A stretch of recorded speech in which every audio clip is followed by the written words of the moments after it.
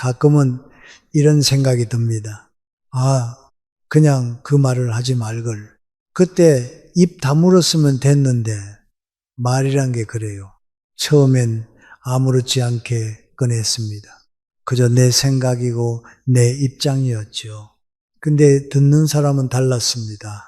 그날 이후 연락이 줄어들었고 예전처럼 웃지 않았고 서서히 멀어졌습니다. 그 사람이 나를 피한 건지 내가 그 사람을 놓은 건지 지금도 잘 모르겠습니다. 그땐 몰랐습니다. 사람 사이엔 절대 꺼내지 말아야 할 이야기들이 있다는 걸요. 아무리 친해도 아무리 오래 알아도 딱 그 말 한마디에 모든 게 끝나버릴 수 있다는 걸요. 혹시 여러분도 그런 말 하신 적 있으신가요? 혹은 누군가에게 그런 말을 들으신 적 있나요? 오늘은요, 아무렇지 않게 꺼냈다가 99% 관계가 틀어지는 이야기들에 대해 말씀드리려 합니다. 지금부터 조용히 하나씩 짚어보겠습니다. 주제가 마음에 드신다면 구독과 좋아요 눌러주세요. 여러분의 마음을 안아주는 좋은 콘텐츠로 보답하겠습니다. 첫 번째, 20년 친구, 그 말 한마디에 끝났습니다. 재만 씨와 기석 씨는 거의 20년 가까이 산을 함께 오른 친구였습니다. 매주 일요일 아침 늘 같은 시간에 만나 같은 산에 오르고 같은 식당에서 뒤풀이를 했습니다. 서로 다른 성격이지만 그 차이가 오히려 편했습니다. 대화도 잘 맞았고 무엇보다 붙잡지 않아도 이어지는 사이였습니다. 그래서 더 편하고 더 오래 갈 줄 알았습니다. 근데 그날은 좀 달랐습니다. 산행을 마치고 식당에 앉아 점심을 먹던 중 TV에서 뉴스가 흘러나왔습니다. 기석 씨가 조용히 한마디 했습니다.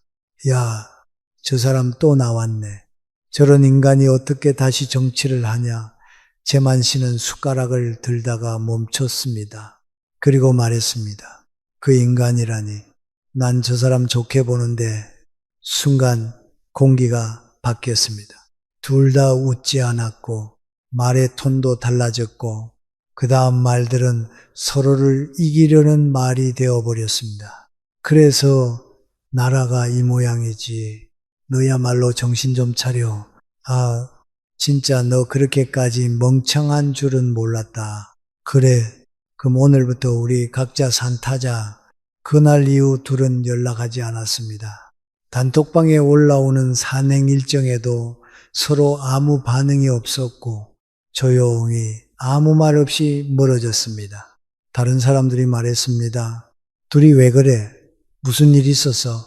근데 당사자 둘은 그게 그렇게 큰 일이 아니라고 생각했습니다. 그냥 의견 차이였을 뿐인데 그렇게 생각하면서도 절대 먼저 연락은 하지 않았습니다. 그 말 한마디가 20년 우정을 무너뜨린 겁니다. 처음엔 의견이 달랐고 그 다음엔 자존심이 걸렸고 결국엔 마음이 다쳤습니다. 왜 이렇게까지 되었을까요? 정치 이야기는 왜 이렇게 무섭게 사람 사이를 끊어놓는 걸까요? 정치학자가 아니라 심리학자들이 이걸 먼저 밝혔습니다. 정치 성향은 인격 그 자체라는 겁니다.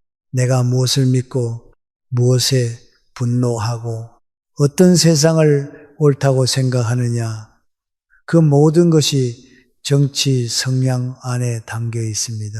그래서 정치 이야기를 건드리는 순간 사람들은 생각이 다르다고 느끼는 게 아니라 나를 공격당했다고 느낍니다.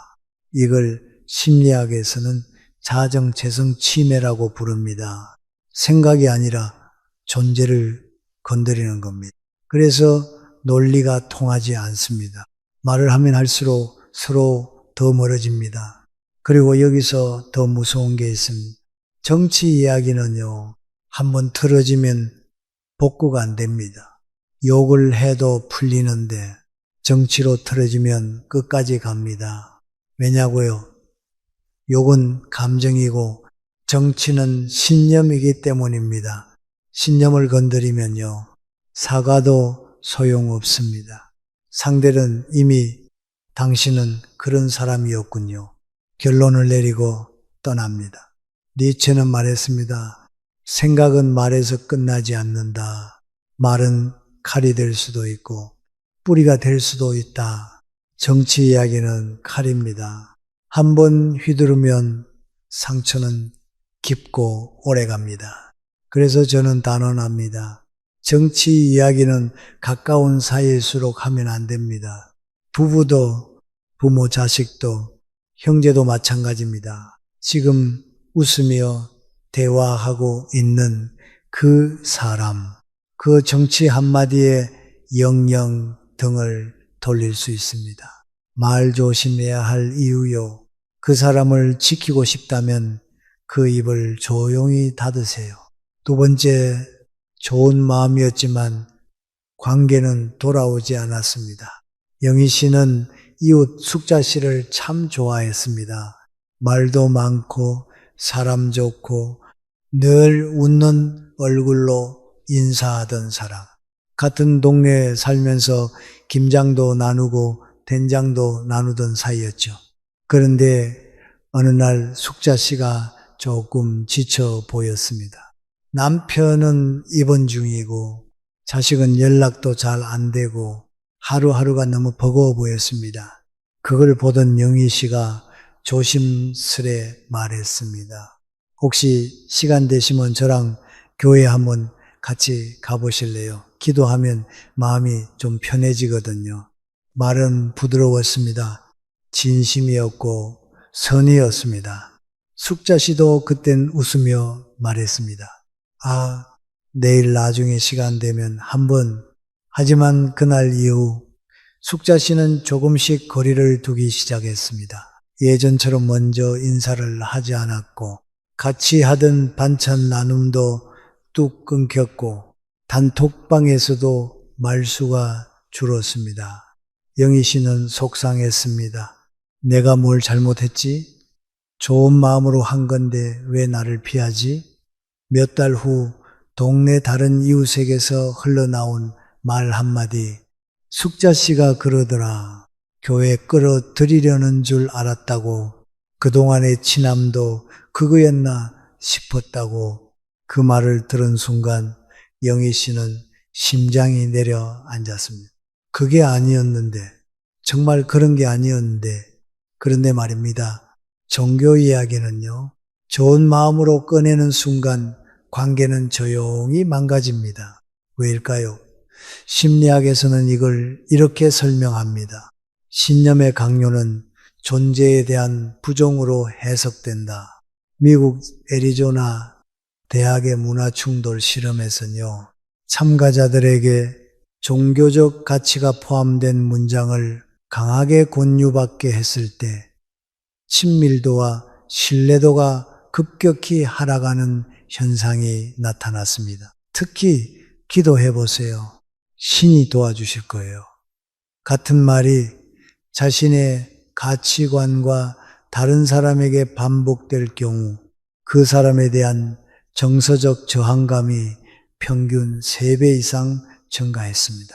즉, 상대가 나를 위해 해주는 말이라고 설명해도 듣는 사람은 내 방식은 틀렸다는 거야 라고 받아들인다는 겁니다. 그래서 종교 이야기는요, 관계를 망치는 방식도 아주 치명적입니다. 싸우고 끊어지는 게 아닙니다. 서서히 아무 말 없이 멀어집니다. 딱히 대판 싸운 것도 아닌데 카톡 답장이 하루씩 늦어지고 예전엔 먼저 연락하던 사람이 이젠 늘 내가 먼저 연락하게 되고 가끔 만나도 말수가 줄고 그 사람 눈빛이 이상하게 닫혀있는 느낌이 납니다. 결정적인 건 상대가 그 거리를 설명하지 않는다는 것입니다. 왜 그 말을 했냐고 따지지도 않고 그 말이 상처였다는 말도 없습니다. 그냥 조용히 멀어질 뿐입니다. 그래서 종교 이야기는 더 무섭습니다. 상처를 남기지만 싸울 기회조차 주지 않습니다. 그리고 그 거리는 다시는 돌아오지 않는 경우가 대부분입니다. 세 번째, 그 말 한마디에 난 초라해졌습니다. 그날은 오랜만에 만난 동창 모임이었습니다. 60 넘은 나이에 아직도 반가운 얼굴이 많았죠. 여기저기서 웃음이 터지고 옛 얘기에 꽃이 피던 그때 누군가가 먼저 말을 꺼냈습니다. 아들 요즘 뭐해? 우리 아들 이번에 공기업 들어가서 요즘 완전 잘 나가. 야, 부럽다. 우리 딸은 유학 갔다가 이번에 논문 하나 썼다니까. 그렇게 자연스럽게 그들만의 자랑이 시작됐습니다. 그리고 시선이 순자 씨에게 향했습니다. 순자, 넌 딸 잘 지내지? 순자 씨는 잠시 머뭇거리다가 그냥 웃었습니다. 그럭저럭 잘 지내. 사실 다른 직장을 그만두고 아직 재취업도 못한 상태였습니다. 마음도 많이 힘들어했고 순자 씨는 그런 딸이 늘 마음에 걸렸습니다. 모임이 끝나고 집에 돌아와 딸의 방을 조용히 열었을 때 책상 위에 놓인 취업 준비 자료들이 눈에 들어왔습니다. 그리고 침대에 엎드린 딸이 아무 말 없이 창밖을 보고 있었습니다. 그 순간 순자 씨 마음에 문득 이런 생각이 스쳤습니다. 내가 너한테 미안하다. 그 자리에서 아무 말도 못하고 웃기만 한 게 내가 너를 자랑스럽게 지켜주지 못한 것 같아서 그날 이후 순자 씨는 그 모임에 다시 나가지 않았습니다.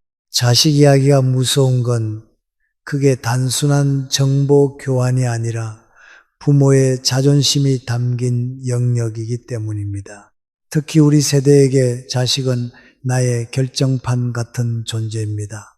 그 아이의 성취가 곧 내 인생의 결실 같고 그 아이의 어려움은 곧 내 실패처럼 느껴집니다. 그래서 자식 이야기를 꺼내는 순간 듣는 사람은 나와 내 아이 둘 다 평가받고 있다고 느낍니다. 말은 요즘 뭐 해지만 속으로는 우리 애만 못한 거 아니야 라는 질문이 들려옵니다. 이게 반복되면 사람은 피합니다. 대화가 아니라 비교의 장이 되어 버리니까요.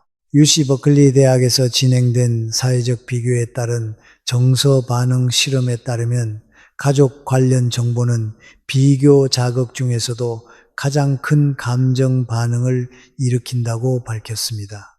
특히 자식의 사회적 지위를 주제로 한 대화는 다른 주제보다 자존감 손상, 열등감, 회피 욕구를 2배 이상 유발한다고 보고했습니다. 즉, 누군가에게는 자랑이었지만 듣는 사람에겐 감정 폭탄이었다는 얘기입니다.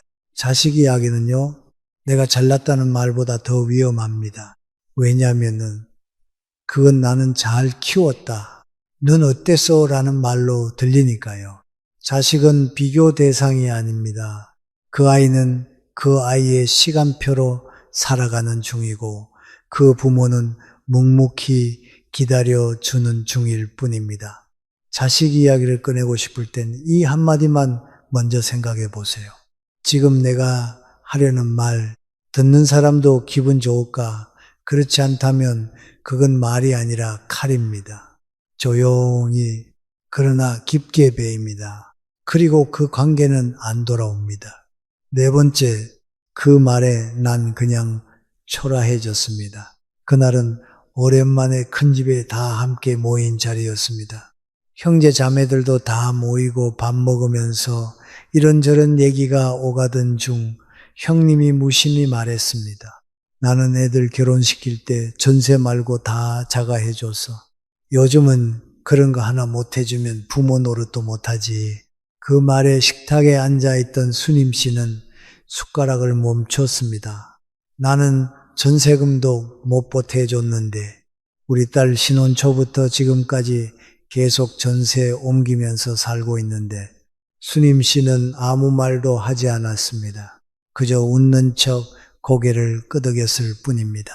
하지만 속으로는 그 자리에 앉아 있는 것 자체가 부끄러웠습니다. 그리고 그날 이후로 형님과 거리를 두기 시작했습니다. 문자도 답장이 늦어졌고 모임도 한두 번 빠지게 됐고 가까운 사이 같았던 마음은 서서히 멀어졌습니다. 돈 이야기가 무서운 건요. 그게 그냥 경제 이야기로 끝나지 않기 때문입니다. 그 말에는 나는 해줬다. 너는 못했다. 나는 능력 있고 너는 부족하다는 암묵적인 평가가 깔려 있습니다. 그리고 그 평가는 형제 사이든 친구 사이든 듣는 사람을 작아지게 만들고 그 자리를 부끄럽게 만듭니다. 특히 우리 세대에게 자식에게 뭘 해줬느냐는 부모로서의 능력과 자존심 그 자체입니다. 그걸 건드리는 순간 대화는 끝나고 마음은 다칩니다. 하버드 대학교의 한 심리 연구에 따르면 가족 간 금전적 지원 경험을 주제로 한 대화는 정서적 거리감을 평균 40% 이상 증가시키는 것으로 나타났습니다. 특히 대화에 참여한 사람들 중 80% 이상이 다시는 이런 얘기하고 싶지 않다고 응답했습니다. 가족이니까 괜찮을 줄 알았는데 실은 가장 가까운 사람일수록 그 말 한마디에 더 깊이 상처받고 더 멀어질 수 있다는 거죠. 형제끼리도 친구끼리도 돈 이야기는 비교가 아니라 위로가 되어야 합니다. 자식에게 뭘 해줬느냐보다 지금 그 자식이 나를 편하게 생각하느냐, 그게 진짜 부모 노릇 아닐까요? 내가 해준 걸 말하고 싶은 순간 한 번만 생각해 보세요. 혹시 지금 내 말이 상대에게 나는 못해준 부모라는 죄책감을 안기진 않을까? 그렇다면 그 말은 삼키세요. 말은 입에서 나오지만 상처는 가슴 깊이 남습니다. 그렇다면 어떤 말이 상대의 마음을 살리고 오히려 관계를 더 깊게 만들 수 있을까요? 첫 번째, 요즘 뭐 배우세요? 요즘 사람들 만나면 말 한마디 꺼내기가 참 조심스러워졌습니다. 채정치 이야기 꺼냈다가 분위기 싸해지고 자식 이야기 꺼냈다가 서로 자랑만 하다 끝나고 돈 이야기는 더 조심스럽고요. 가끔은 그냥 말 안 하는 게 낫겠다 싶을 때도 있습니다. 그럴 땐요, 이 한마디로 대화를 열어보세요. 요즘 뭐 배우세요? 별거 아닌 것 같지만 이 질문에는 세 가지가 담겨 있습니다. 하나, 당신에게 관심 있어요. 둘, 당신은 여전히 성장하고 있는 분이에요. 셋, 당신의 현재를 존중하고 싶어요. 이 질문을 들으면 사람은 무의식적으로 자기 삶을 돌아보게 됩니다. 실제로 이런 일이 있었어요. 한 모임에서 낯선 사람이 저한테 갑자기 이렇게 물어보더라고요. 요즘 뭐 배우세요? 순간 당황했죠. 나는 배우는 게 없다고 생각했거든요. 근데 그 사람이 이어서 이렇게 말했어요. 저는 요즘 자전거 배우고 있어요. 딸이랑 한강을 달리는 게 소원이었거든요. 그 말을 듣는데 괜히 부끄러우면서도 뭔가 뭉클했습니다. 그래서 저도 말했죠. 저는 요즘 요리 다시 배우고 있어요. 예전엔 가족 챙기느라 바빠서 대충 했는데 지금은 저 자신을 위해서 요리해요. 그때 서로 눈을 마주치며 웃었습니다. 누구 하나 뽐내지 않고 누구 하나 작아지지 않고 그게 대화 아닐까요?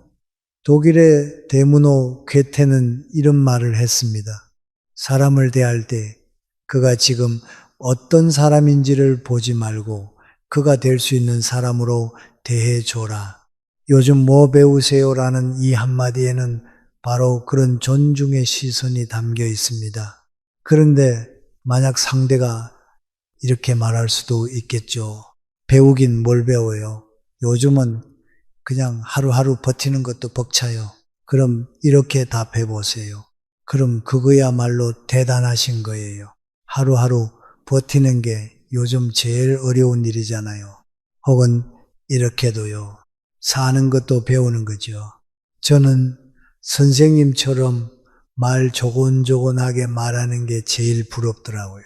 그건 책으로는 못 배워요. 그 말 한마디면 상대는 미소 짓고 당신은 말의 품격을 가진 사람이 됩니다. 요즘 뭐 배우세요? 이 질문은 지식을 묻는 게 아닙니다. 그 사람의 오늘을 묻는 말입니다. 그리고 대답은 어떤 것이든 정답이 됩니다. 누군가는 말할 겁니다. 나는 아무것도 안 배워요. 그럼 그게 그 사람의 지금인 거죠. 그 시간조차 존중해주는 대화, 그게 관계를 살리는 힘입니다. 다음에 누군가를 만나시거든 그냥 무거운 이야기 꺼내지 마시고 이렇게 한번 물어보세요. 요즘 뭐 배우세요? 당신이 던진 그 한마디가 상대의 하루를 환하게 만들고 당신의 마음을 더 빛나게 해줄지도 모릅니다. 두 번째, 요즘 뭐에 빠져 계세요? 우리가 사람을 만날 때 대화가 막히는 가장 큰 이유는 서로의 세계에 관심이 없어서입니다. 요즘 뭐에 빠져 계세요? 라는 질문은 그 사람의 지금을 묻는 말입니다. 그리고요, 그 질문을 받은 사람은 자신도 몰랐던 몰입의 기쁨을 떠올리게 됩니다. 예를 들면 이런 겁니다. 한 독서 모임에서 처음 뵌 분께 제가 이렇게 여쭤봤습니다. 요즘은 어떤 책에 빠져 계세요? 그랬더니 갑자기 눈빛이 반짝하면서 요즘은 걷기의 철학이라는 책에 빠졌어요. 아무것도 안 하면서 걷기만 해도 머릿속이 맑아지는 느낌이 너무 좋아요. 그 말을 들으니 저도 덩달아 한참 동안 걷고 싶어졌습니다. 빠져 있다는 건요. 살아있다는 증거입니다. 그게 드라마든 텃밭이든 강아지든 바느질이든 무엇이든 좋습니다.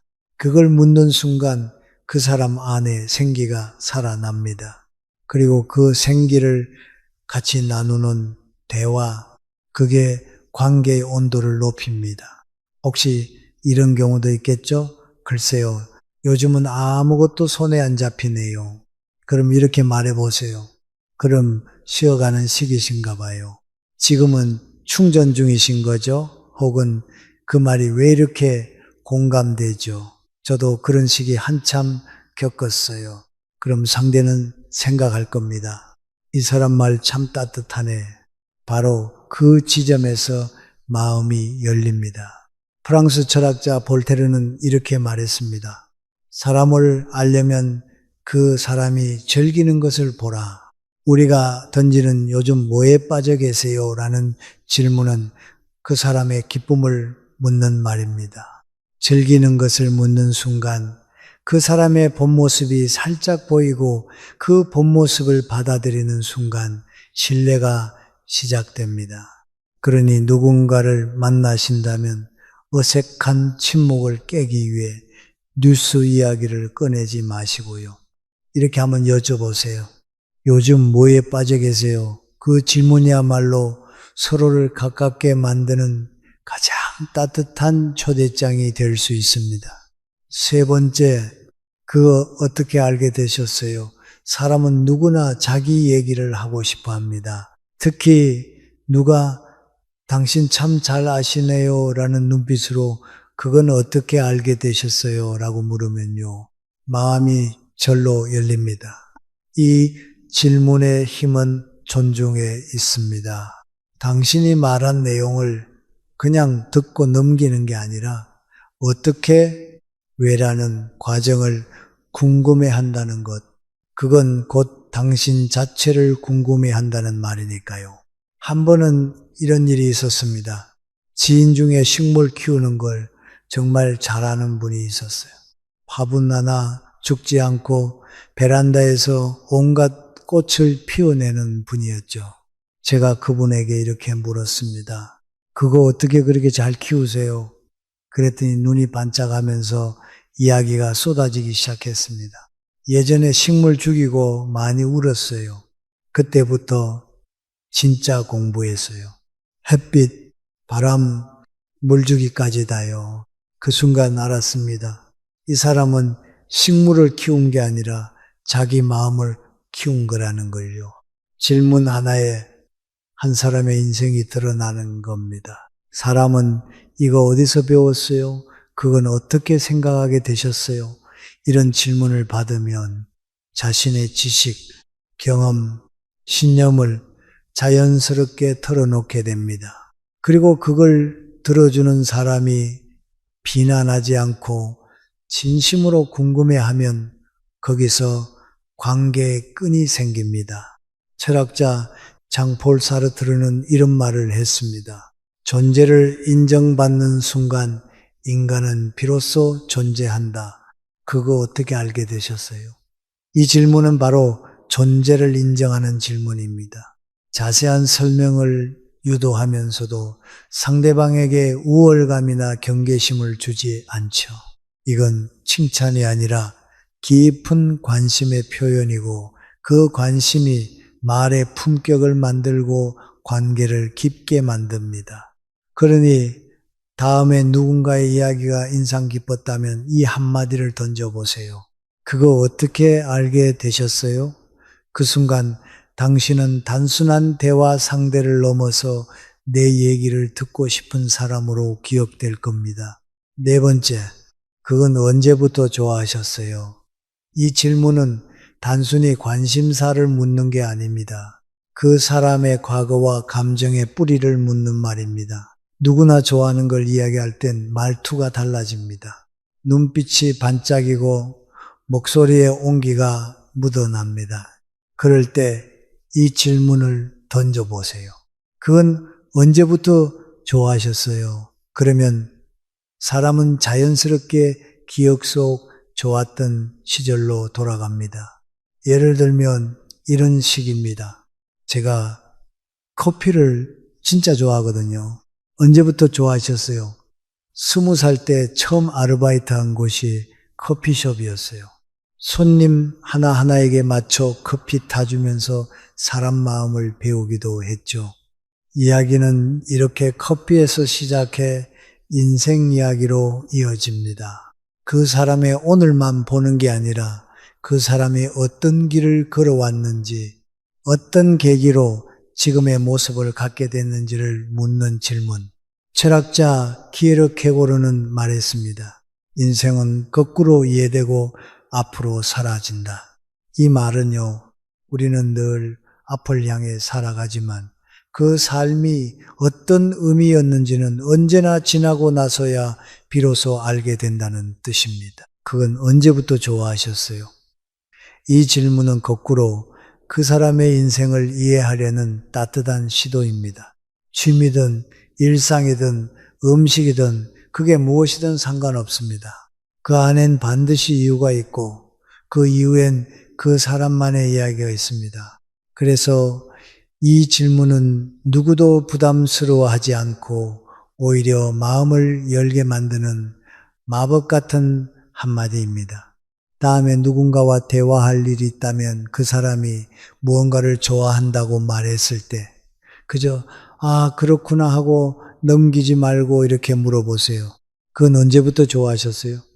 그 순간 당신은 그 사람의 과거로 초대받고 그 사람은 당신에게 마음을 열게 됩니다. 다섯 번째, 앞으로 꼭 해보고 싶은 게 있으세요? 어느 순간부터 우리는 미래 이야기를 하지 않게 됩니다. 그냥 오늘 하루를 버티는 것도 벅차고 꿈이란 단어는 어쩐지 나와는 거리가 멀게 느껴지고 하지만 마음속엔 아직도 한 번쯤은 해보고 싶은 일이 남아있지 않으신가요? 그걸 누군가가 꺼내줬을 때 사람은 다시 살아있는 느낌을 받습니다. 그래서 이 한마디가 중요합니다. 앞으로 꼭 해보고 싶은 게 있으세요? 이 질문은 미래를 묻는 질문이 아닙니다.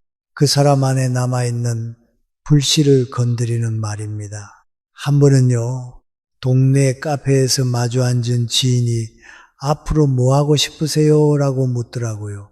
순간 대답을 못했습니다. 그동안 너무 현실에 치여 살다 보니 내가 뭘 바라고 있는지조차 잊고 있었거든요. 그런데 그분이 이어서 말했습니다. 저는 언젠가 바다를 보며 책 쓰는 게 꿈이에요. 그냥 아무도 방해 안 하는 곳에서요. 그 말을 듣는 순간 마음 한구석이 찡했어요. 맞아? 나도 그런 꿈이 있었지. 그때 문득 이런 말이 떠올랐습니다. 프랑스 철학자 루소는 말했습니다. 사람은 오직 자신이 꿈꾸는 만큼만 성장한다. 그래서 이 질문은요, 단지 대화를 위한 질문이 아니라 그 사람의 성장 가능성을 다시 일깨워주는 말입니다. 그리고 만약 상대가 이렇게 말할 수도 있겠죠. 글쎄요, 하고 싶은 게 뭔지도 잘 모르겠어요. 그땐 이렇게 말해보세요. 그럼 천천히 생각해 보셔도 돼요. 언젠가는 그 답이 나올 테니까요. 혹은 지금 그 말이 너무 공감돼요. 저도 그랬던 적이 있거든요. 그 말 한마디면 됩니다. 우리는 위로하려고 애쓰지 않아도 됩니다. 다만 그 사람의 내면에 있는 뭔가를 따뜻하게 꺼낼 수 있도록 도와주는 거죠. 앞으로 꼭 해보고 싶은 게 있으세요?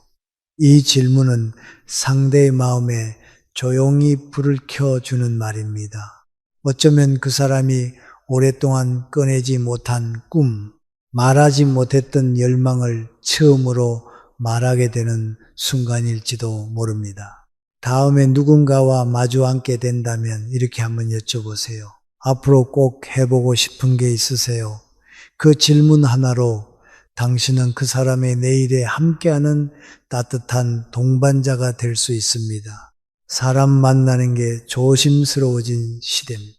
괜히 정치 이야기 꺼냈다가 어색해지고 자식 이야기, 돈 이야기, 종교 이야기 건드리지 말아야 할 게 너무 많아졌죠. 그러다 보니 대화는 점점 짧아지고 침묵은 더 길어졌습니다. 하지만 그렇다고 우리 마음까지 멀어져야 할 이유는 없습니다. 정치, 종교, 자식, 돈 이야기하지 않아도 사람과 사람 사이 따뜻한 대화는 얼마든지 가능합니다. 요즘 뭐 배우세요? 요즘 뭐에 빠져 계세요? 그거 어떻게 알게 되셨어요? 그건 언제부터 좋아하셨어요? 앞으로 꼭 해보고 싶은 게 있으세요? 이 5가지 질문은 아무도 상처 입히지 않으면서도 누구든 웃게 만들고 마음을 열게 만드는 작고 깊은 대화의 시작입니다. 말은 줄어도 관심은 더 커질 수 있습니다. 질문 하나에 상대의 하루가 달라지고 당신이라는 사람의 품격이 드러납니다. 복잡한 말 대신 따뜻한 말을 꺼내보세요. 그게 진짜 대화입니다. 그리고 그런 대화를 나누는 사람이 요즘 같은 세상엔 가장 큰 위로가 됩니다. 당신의 한마디가 누군가의 마음을 살릴 수 있습니다. 오늘부터 우리 그런 사람 되어보면 어떨까요? 오늘 영상을 보며 여러분은 어떤 생각이 드셨나요? 여러분의 경험과 생각을 댓글로 나눠주세요. 여러분의 이야기가 누군가에게 큰 위로와 깨달음이 될 것입니다. 오늘도 끝까지 시청해 주신 여러분께 깊은 감사를 드립니다. 오늘 영상이 도움이 되셨다면 소중한 분들께 공유해 주시고 구독과 좋아요로 저를 응원해 주세요. 여러분과의 소중한 연결이 저에게 큰 힘이 됩니다. 오늘도 행복한 하루 되세요.